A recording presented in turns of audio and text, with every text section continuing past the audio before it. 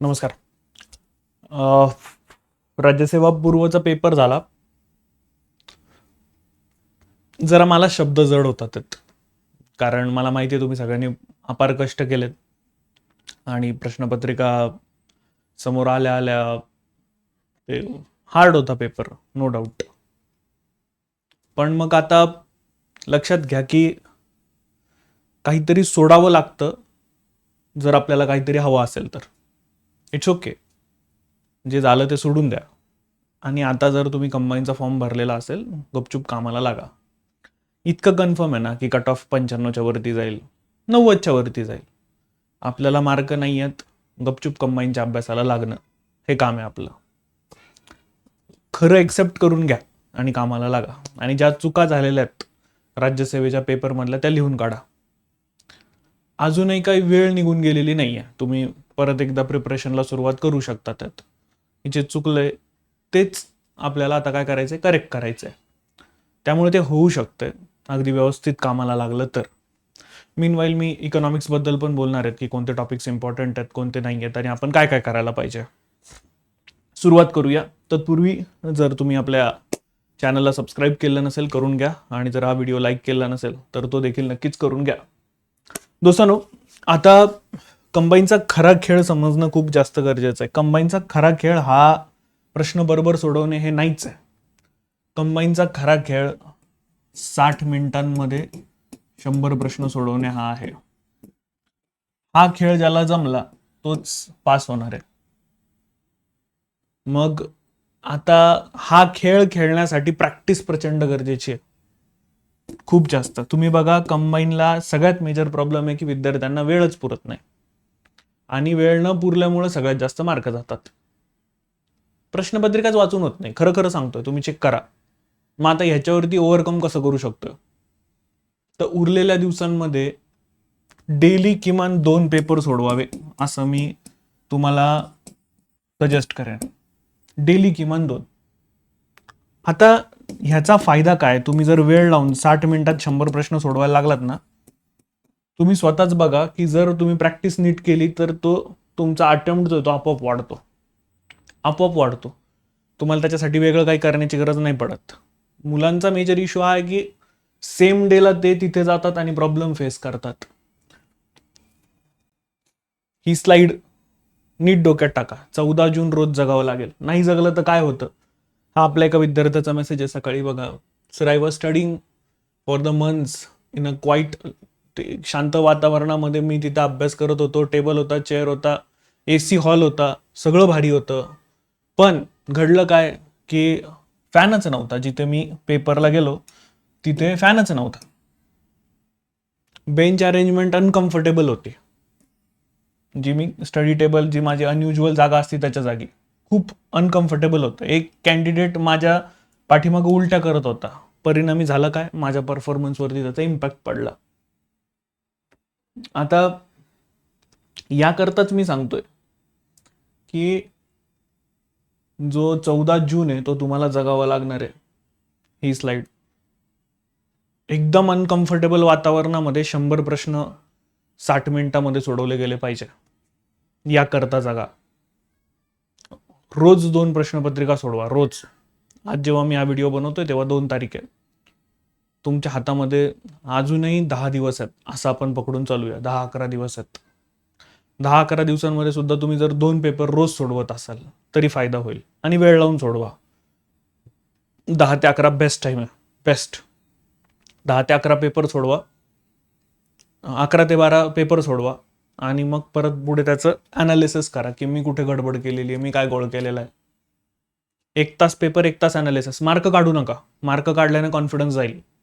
आता मार्क काढण्याचा टाइमच नाहीये. काय चुकलं हे सापडवा आणि जे चुकलंय ते एका वहीत लिहून ठेवा. ती वही 13 तारखेला संध्याकाळी आणि 14 तारखेला पेपरला जाताना वाचून जायची की मी काय चुका केल्या.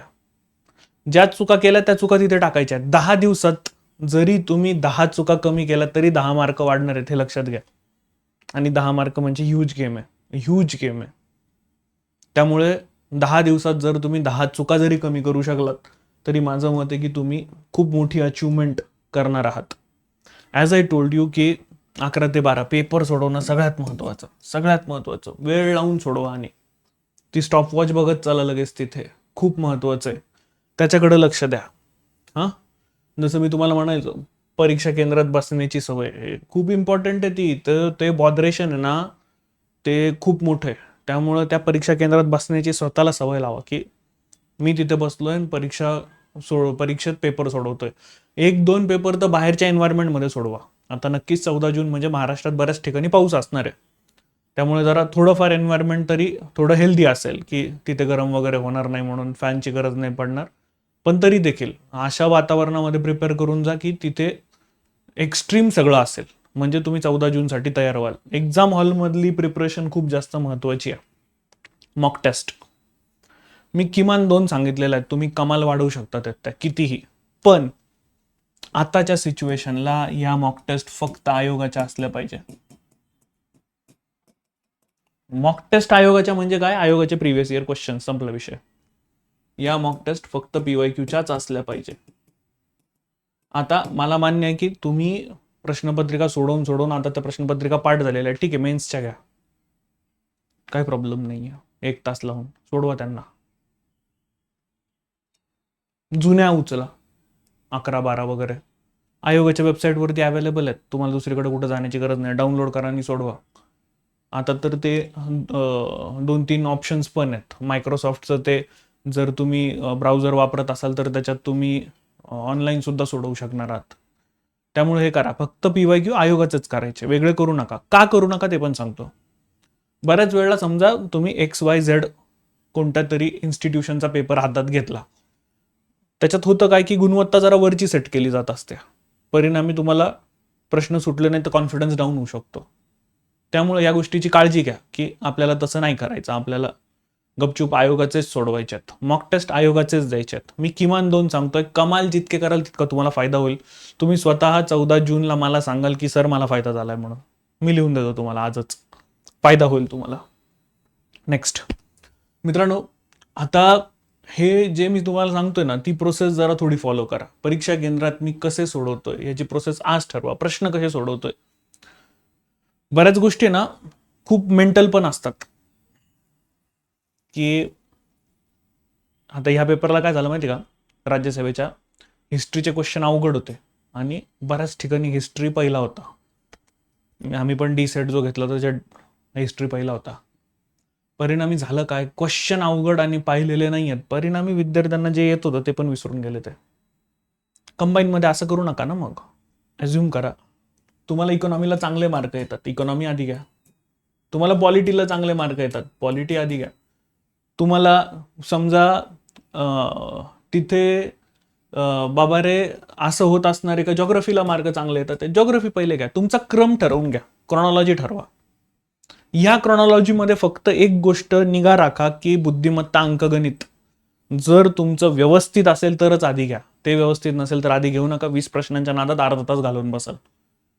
नंतर अर्धा तासात काय ठणठण गोपाल सगळंच्या सगळं अवघड होईल सगळं.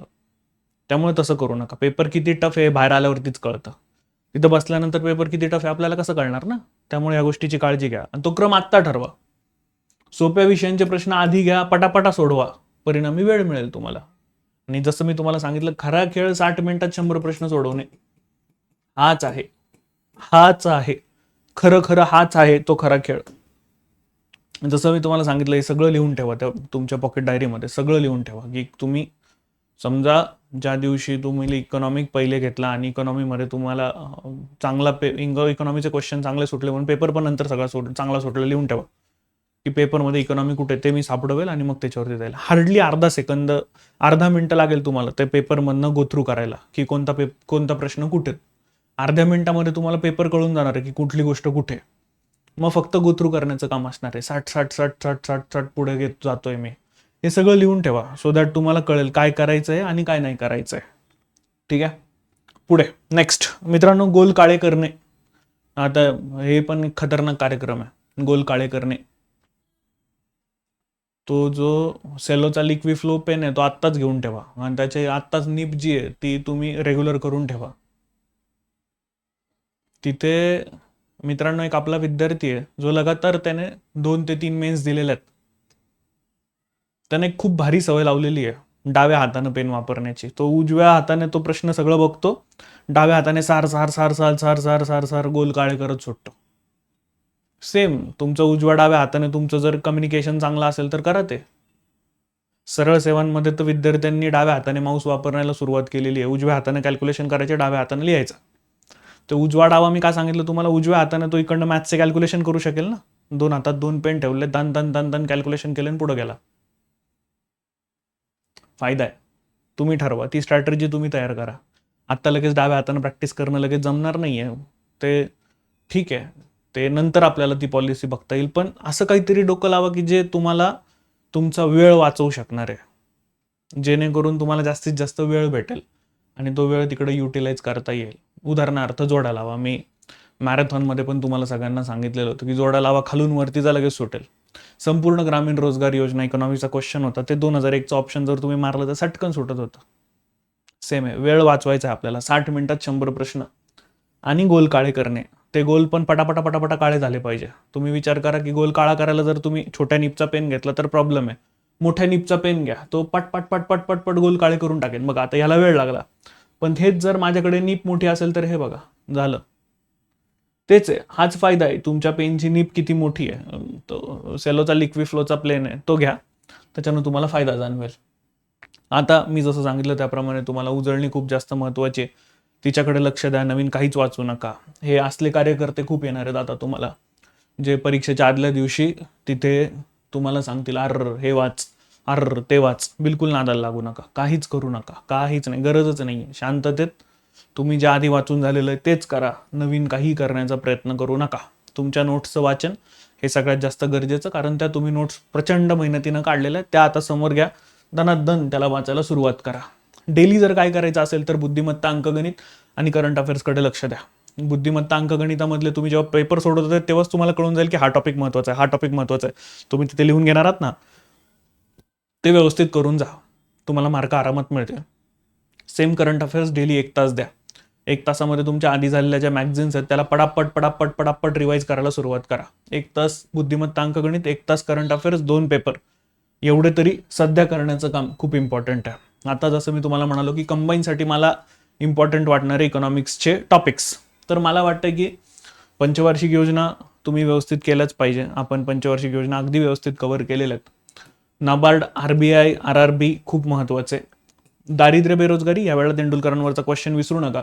बेरोजगारीवरती प्रश्नच येत नाहीये, मला विशेष वाटतंय. त्यामुळे ह्या कंबाईनला बेरोजगारी जरा हिट टॉपिक आहे. सेम गॅट WTO, त्यांचा विश्व संपलेलं आहे तरी पण ते महत्त्वाचं आहे आपल्यासाठी. आंतरराष्ट्रीय व्यापार, जनगणना, अगेन इम्पॉर्टंट पॉईंट. जनगणना दोन्ही, महाराष्ट्र पण आणि भारत पण दोन्ही महत्त्वाचे. लोकसंख्या टॉपिक, आपण कोल हुवरचा क्वेश्चन यावेळेला पाहिला, तो तिकडनंच आलेला होता. LPG आणि त्यानंतरचा भारत. नेक्स्ट महागाई. सार्वजनिक वित्त सर्वात इम्पॉर्टंट पॉईंट, याच्यात पण FRBM तुम्ही बघा, त्याच्यावरती दणकावून क्वेश्चन विचारले जातात. टाईप ऑफ टॅक्सेस, करांचे प्रकार. टाइप्स ऑफ बजेट, बजेटचे प्रकार. दणकावून क्वेश्चन्स आहेत या 2-3 मुद्द्यांवरती. पायाभूत सुविधा, महाराष्ट्र आणि भारत यांच्यावरती पण क्वेश्चन्स आहेत. सध्या मिसिंग लिंक न्यूजमध्ये, समृद्धी न्यूजमध्ये आहे, त्याच्यानंतर कोस्टल रोड न्यूजमध्ये आहे. इंडियन रेल्वे, महाराष्ट्रातल्या रेल्वे, ह्या गोष्टी खूप जास्त महत्त्वाच्या, त्या व्यवस्थित नक्कीच कराच करा. शिवाय या व्यतिरिक्त आता इकॉनॉमिक सर्वेवरती काल परवा क्वेश्चन होता परीक्षेला, तर मग आता इकॉनॉमिक सर्वे ऑफ महाराष्ट्र आणि बजेट. मग आता ते बजेट दोन्ही, केंद्राचं बजेट आणि महाराष्ट्राचं बजेट दोन्ही इम्पॉर्टंट आहे. बरं, हे सगळे टॉपिक पुढल्या 10-15 दिवसांमध्ये कव्हर होऊ शकतात का, तर उत्तर आहे हो. मी अर्थव्यवस्थेचा एक 1 शॉट घेतलेला आहे, त्याच्यात तुम्हाला हे सगळंच्या सगळं मिळून जाईल. मी ट्राय करतो की डिस्क्रिप्शनमध्ये त्याची लिंक देईल. शिवाय मी ना इथे 2026 एक्झाम्स नावाची एक प्लेलिस्ट बनवलेली आहे, त्याच्यात खूप सारे क्वेश्चन्स घेतलेले आहेत ऑलरेडी. आणि जर आता तुमची इच्छा असेल तर मी रोज सत्र पण घ्यायला तयार आहे, PYQ आणि MCQचे. तुम्ही याल का संध्याकाळी 6 वाजता, ते जरा मला खाली कमेंट करून कळवा की हो सर सेशन घ्या, आम्ही येऊ. त्याची कमेंट करा पण नक्की, तरच मी ते सेशन्स तुमच्यासाठी नक्की घेईल. पण ते तुम्हाला सांगायचं आहे मला. आणि मग त्या सेशनची लिंक तुम्हाला आपल्या टेलिग्राम चॅनलला मिळेल. हे आपलं टेलिग्राम चॅनल आहे, सौरभ सोनवणे MPSC. खाली जाते टेलिग्राम चॅनल, सगळ्यांनी जॉईन करून घ्या. त्याची पण लिंक मी खाली डिस्क्रिप्शनमध्ये देऊन ठेवतो. तर आपण करूयात सोबत अभ्यास. माझा मुद्दा हाच आहे की तुम्ही आता व्यवस्थित कामाला लागा. गोल ठरवून घ्या की हे करायचं हे करायचं हे करायचं आणि त्याच्या मागे व्यवस्थित लागा. या व्यतिरिक्त आता तुम्हाला काही प्रश्न असतील तर ते खाली खाली कमेंट बॉक्स उघडा आहे, त्यावरती टाका, त्यावरती डिस्कशन करूया. मी इथे थांबतो. Thank you so much. धन्यवाद. जय हिंद.